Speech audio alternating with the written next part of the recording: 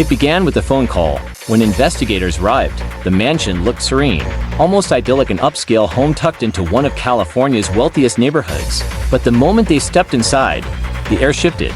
The silence was heavy, unnatural, almost suffocating. And then they saw it. 39 men and women, dressed in identical black shirts, black sweatpants, and brand new Nike sneakers, each neatly arranged, purple shrouds covering their faces, hands folded calmly as if waiting for something beyond this world. The scene was not chaotic, not violent, it was hauntingly deliberate. Investigators stood frozen, unable to comprehend what they were seeing. Who were these people? Why were they dressed alike? And why did it feel less like a crime scene, and more like a ritual? Within hours, the name Heaven's Gate would flash across every television screen in America. But in that moment, before the headlines, before the cameras, before the world would learn of the strangest mass suicide in modern history, only the investigators knew the truth. They had stepped into the aftermath of a belief so powerful, it convinced 39 people to surrender their lives willingly. This is the story of Heaven's Gate. Long before the bodies were discovered in Rancho Santa Fe, the seeds of Heaven's Gate had been planted decades earlier, born not in violence, but in a chance meeting between two people, searching for something greater. In the early 1970s, Marshall Applewhite was a man adrift, a Texas music teacher with a once promising career. Applewhite's life had begun to unravel. He was known for his charisma and his deep, booming voice, but he also carried shadows, rumors of personal struggles, questions about his identity, and a lingering sense that he was destined for something larger than the world around him. It was during this turbulent period that he met Bonnie Nettles, a nurse in Houston. Nettles was different from Applewhite, calm, spiritual, fascinated by astrology and the paranormal. She believed she could communicate with higher beings. For Applewhite, it was as if he had finally found someone who saw the same mysteries he did. Together, they became inseparable. But to those who knew them at the time, Applewhite and Nettles were just two dreamers, spinning increasingly strange ideas. They read science fiction obsessively, devoured apocalyptic texts, and convinced themselves that Earth was on the brink of transformation. Applewhite believed he was the direct human representative of beings from the next level, an advanced extraterrestrial realm. Nettles, calm and unwavering, reinforced his visions.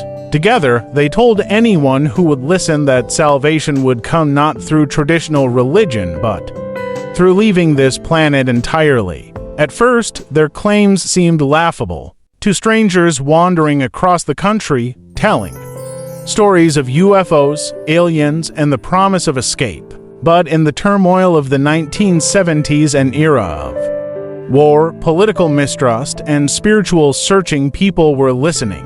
They called themselves the Two, and slowly, they began to gather followers. In living rooms, campgrounds, and small community centers, Applewhite and Nettles spoke in cryptic language. They avoided calling it a religion. Instead, they described it as a classroom, a training ground where ordinary humans could prepare to evolve beyond Earth. Their message was simple, yet terrifyingly effective. The world was corrupt, doomed to destruction. Salvation could only come by shedding earthly ties, families, jobs, possessions. A spaceship sent from the next level would one day arrive to take the faithful away. To skeptics, it was fantasy. To the vulnerable, the lost, the searching, it was hope. Slowly, dozens of men and women gave up everything to follow them. They abandoned their families, cut ties with loved ones, and joined what was becoming one of the most unusual cults in American history. Inside the group, strict rules governed every aspect of life. Members wore similar clothing to erase individuality. Was a world where identity dissolved into obedience, where individuality was replaced by devotion to T and do. For Applewhite, this control was not just spiritual, it was personal. He demanded absolute loyalty, convincing followers that any doubt, any hesitation, was a sign of weakness that would prevent them from boarding the ship when it came. Nettles, meanwhile, provided balance. She was softer, gentler, the one who reassured those who struggled. Her belief in Applewhite never wavered, and for years, she stood beside him as the spiritual mother of the movement. But in 1985, everything changed. Bonnie Nettles died of cancer. For the group, it was devastating. How could their leader, chosen by higher beings, succumb to something as earthly as disease? Many began to question everything, but Applewhite, shaken and grieving, reinterpreted her death Nettles, he told his followers, had not died. She had simply graduated to the next level.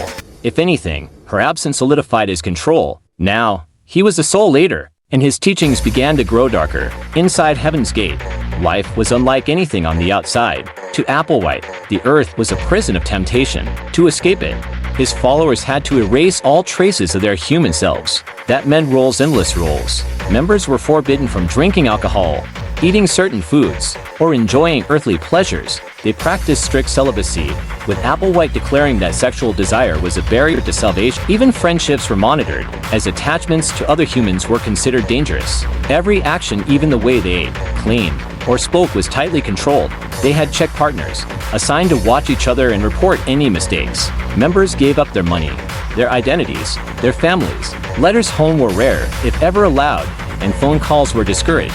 They no longer used their birth names. Instead, each was given a strange, coded identity, ending in ODL linguistic marker meant to erase individuality and tie them directly to the group. For Applewhite, this control served a deeper purpose. By stripping away individuality, he ensured that when the time came, no one would hesitate. But the rules also reflected Applewhite's own torment. He had long struggled with his sexuality, torn between his desires and his belief that it was forbidden. In a shocking display of devotion, some male followers even underwent voluntary castration to prove their loyalty. Applewhite himself eventually chose the same fate. The group's entire life revolved around preparing for the moment Applewhite promised was coming, the arrival of a spacecraft that would take them to the next level. But the years passed, and nothing happened. By the 1990s, Heaven's Gate had largely disappeared from public view, where once Applewhite and Nettles had recruited openly in public meetings. Now the group lived in secrecy. They rented large houses, moving frequently to avoid attention. Neighbors described them as polite but strange. They rarely interacted with outsiders, and when they did, they seemed robotic, rehearsed, almost otherworldly. To sustain themselves, members ran a web design business called Higher Source. It was ironic. While the world saw them as an outdated cult, they were, in fact, early adopters of the internet. Through their websites, they spread their message quietly, hoping to reach a new generation searching for meaning. But isolation took its toll. Members had cut ties with their families years earlier. Parents begged authorities for help, desperate to see their children again. But legally, nothing could be done. These were adults making their own choices.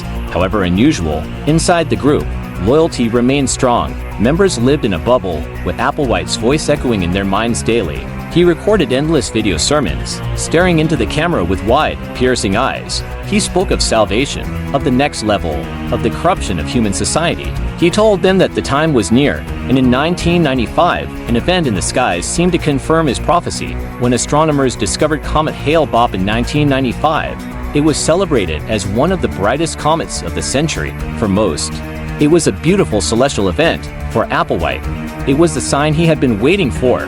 He declared to his followers that the comet was no ordinary rock of ice and dust.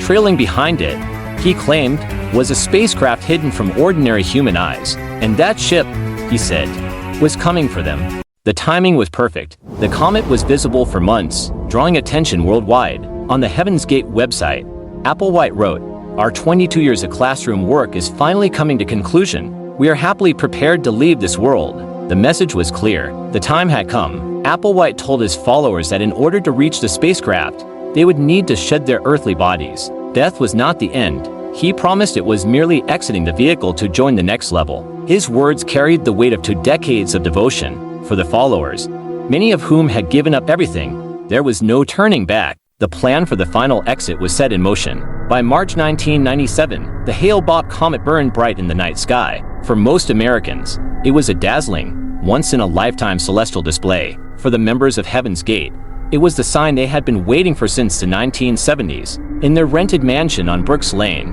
Ranch of Santa Fe, the atmosphere had changed. Gone was the uncertainty of waiting. In its place, a solemn, almost excited anticipation. Applewhite recorded one final video message. In it, he stared directly into the camera, his pale eyes wide, his voice calm but urgent. "We are about to return to the next level," he said. "This is the happiest moment of our lives." He spoke like a man certain of his destiny. Behind him, his followers nodded, their faces serene. Some smiled faintly, as though reassured that their long journey was almost over. The preparations were meticulous. Each member was given the same outfit: black shirts, black sweatpants, and brand new Nike Decade sneakers. Purple shrouds were folded neatly beside them. They were told this uniform symbolized unity, a visual marker for the crew ready to board the spacecraft. They also received small bags containing identification documents, cash, and personal effects. Applewhite instructed them to leave everything in order, as if tidying up before a journey. The method was equally deliberate. They would consume a lethal cocktail of phenobarbital mixed with pudding or applesauce, washing it down with vodka to ensure it took effect. Then they would place plastic bags over their heads to ensure suffocation. But they would not all go at once. Instead, the suicides were staged in waves. 15 people would take the mixture first, lie down on their bunks, and cover themselves with the purple shrouds. As they drifted into unconsciousness, the remaining members would watch, ensuring the process was completed. Once the first group had died, the next wave would follow. At the very end, only Applewhite and a few of his closest aides were left. In the footage later recovered, Applewhite appears almost relieved, his lifelong mission reaching its conclusion. By the time it was over, 39 people, 21 women, and 18 men had died. Their ages ranged from early 20s to 72. Some had been with Heaven's Gate for decades, others had joined only recently. All had given their lives to the belief that a spacecraft behind Hale Bopp would carry them to salvation. The mansion was left silent, a mausoleum of devotion. For 2 days, no one outside the group knew what had happened. Then, on March 26, 1997, a phone call came into the San Diego County Sheriff's Department from an ex-member who had received a farewell message. Deputies dispatched to the Brooks Lane address expected a welfare check.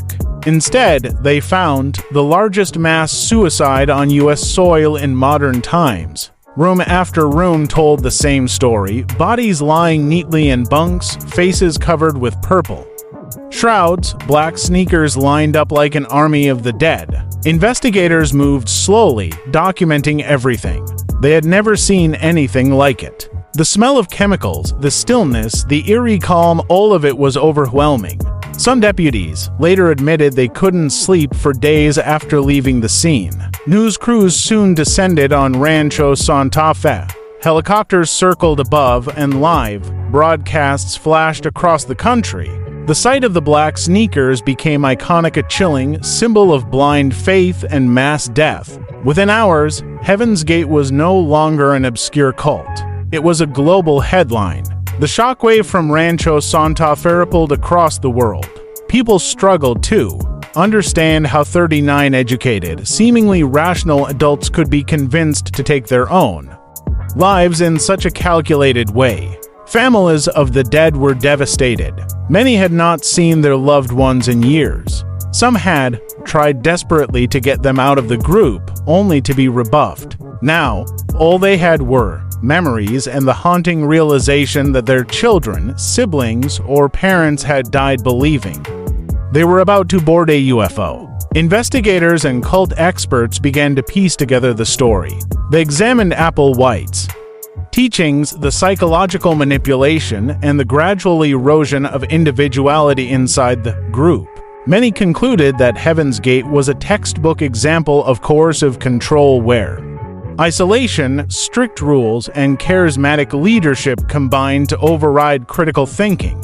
But others argued the line between cult and choice was blurrier. These were adults making a decision, however extreme. Could it truly be called brainwashing? Or was it a dark testament to the power of belief?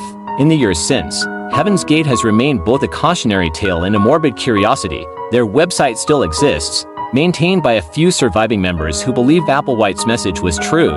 More than 2 decades later, the image of Heaven's Gate lingers, the rows of identical sneakers, the purple shrouds, the strange calm of a mass death carried out like a ritual. It stands as one of the most infamous cult tragedies in modern history, alongside Jonestown and Waco. But unlike those events, there was no violent confrontation, no external enemy. Heaven's Gate was entirely self-contained, a group so devoted to an idea that they willingly died for it. For investigators who first walked into that mansion in Rancho Santa Fe, the memory never fades. One recalled the moment he stood at the threshold, looking at the silent bodies. I kept thinking, they all believed they were going somewhere, and that is the haunting question at the heart of Heaven's Gate. This wasn't just a story about death, it was a story about the human hunger for meaning, about the power of a leader to shape reality, and about how far people will go when they believe they've found the ultimate truth.